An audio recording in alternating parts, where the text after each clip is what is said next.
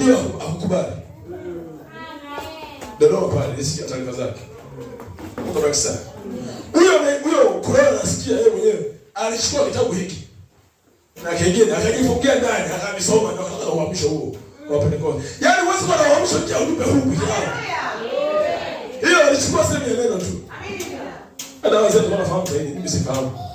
Mungu akasa. Amina pendo. Amen. Sasa nasema nikwambie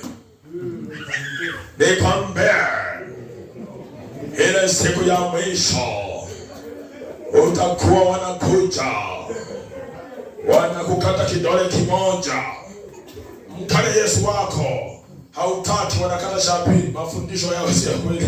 Amina. Amen. Na nisikia tu muumini wao ujue na ubiri hivyo eti.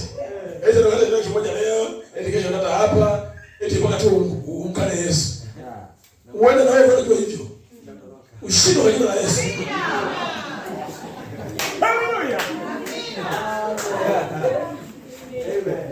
Watu wanaotoa mahubiri ya nini?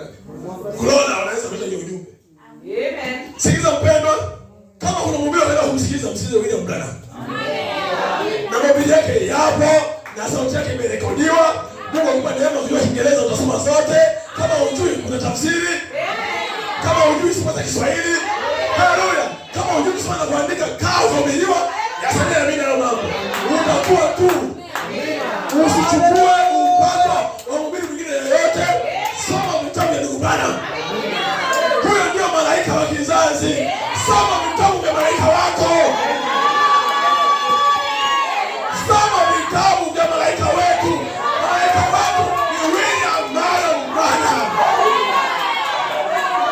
Huyo ndiye malaika wetu. Huyo ndiye mtume wetu.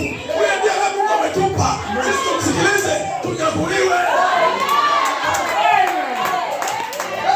Haleluya. Jionee haya kusikiza mahubiri ya watu wengine. Nilikwambia jionee haya hata kusikiza nyimbo zao.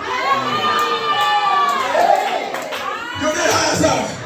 Tuna nyimbo za kutosha za utume huu na za tenzi rohoni. Soma hizo. Achana na nyimbo ya ovyo ya kunyonyoa sauti. Nyimbo za ovyo hizo.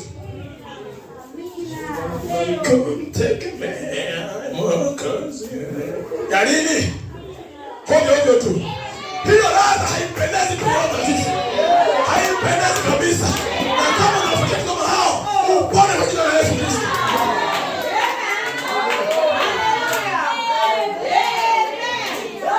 Amen. Amen.